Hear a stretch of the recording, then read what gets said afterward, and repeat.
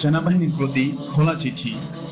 আমি আপনাদের আহ্বান জানাচ্ছি, এই দেশের স্বাধীনতা হুমকির মুখে এক অসম লড়াইয়ের অপেক্ষা করছে আমাদের উপর গণহত্যা চালানোর জন্য। তারা বদ্ধপরিকর। দেশের চলমান সিচুয়েশন ও আঞ্চলিক নিরাপত্তা নিয়ে আপনারা অবশ্যই অবগত আছেন।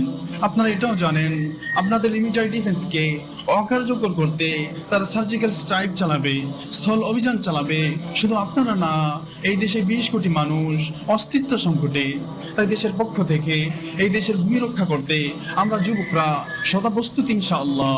দ্রুত বিশেষ নিরাপত্তা ও সংকটকালীন অধ্যাদেশে এই দেশের যুবকদের 6 মাস ব্যাপী সামরিক প্রশিক্ষণ বাধ্যতামূলক করুন।